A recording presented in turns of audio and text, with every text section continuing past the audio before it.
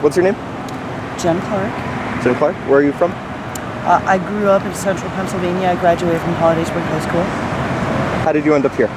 Most recently, I caught a rides mass transit up here because I was going to apply for a job in Williamson County, driving the Williamson County bus, which is a small bus. So I came back here to replace my chauffeur's license. And long story short, I've never been able to do it. My birth certificate and social security card got stolen. Some guy turned them into the police. They lost them. The police lost them? Yes. Damn. In the end, I just decided just to go back to Pennsylvania. And like I'm talking to the city, and hopefully they'll buy me a bus ticket and stuff. They know who I am back there. We can straighten it all out. I've seen a lot of homelessness in St. Louis, and a lot of it is due to mental illness.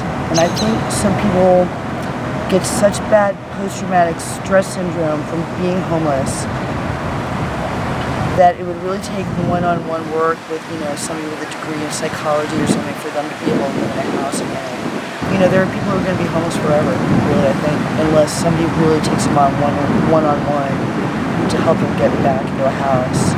And what are your thoughts on social services? Do you think that's plausible, or do you think the way we have social services set up around homelessness in the U.S., it's not plausible that would ever happen?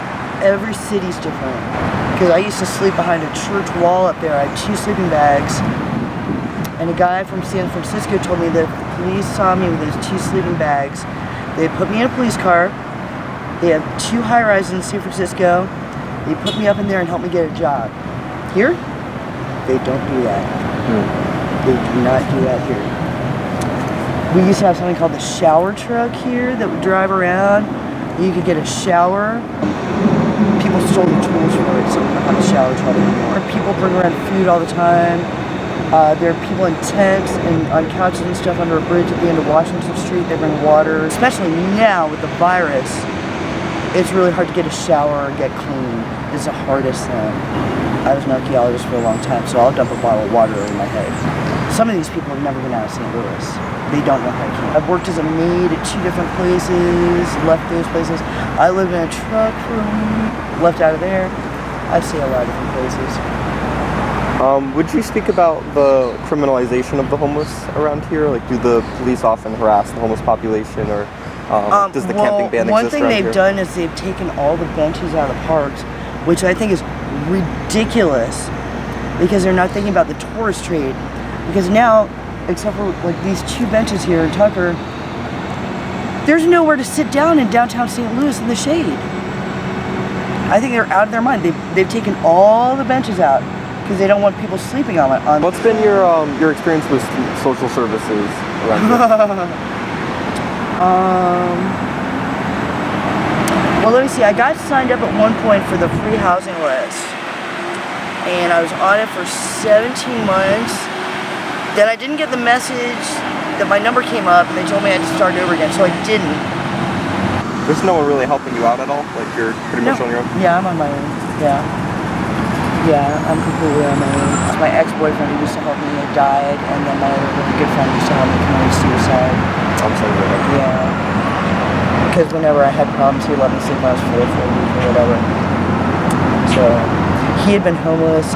He got pneumonia and went into the hospital, and they put him. Yeah. But I'll get back there. I started talking to city people again the other day. I'm like, just get me a bus ticket back to Pennsylvania. I do. I have places to stay. I did not mess up that badly. What would you say are the biggest barriers or hardest parts to experiencing homelessness? For me right now, it's trying to get a shower. The virus, I've isolated that you can go to the airport bathrooms, and then if you get on the Metrolink, you can go to Swansea, and there's a Kroger and a couple gas stations that have bathrooms open. So I'll run in there and like wash my hair.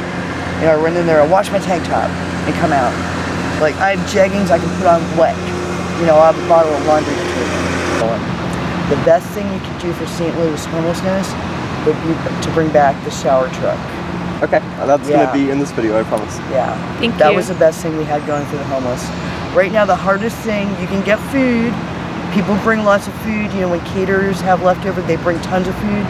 Right now, the hardest thing is to get a shower, especially with the virus, with all the bathrooms closed and everything.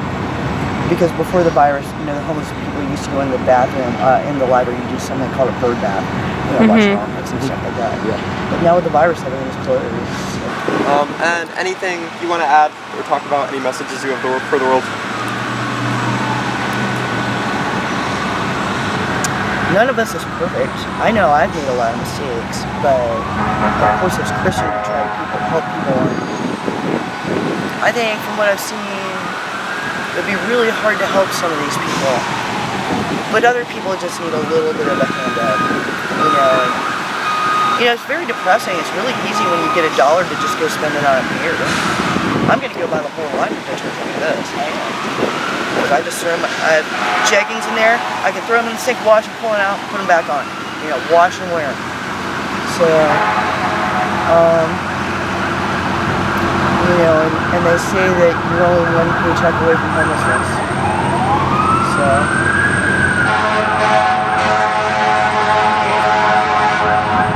Thank you for sharing.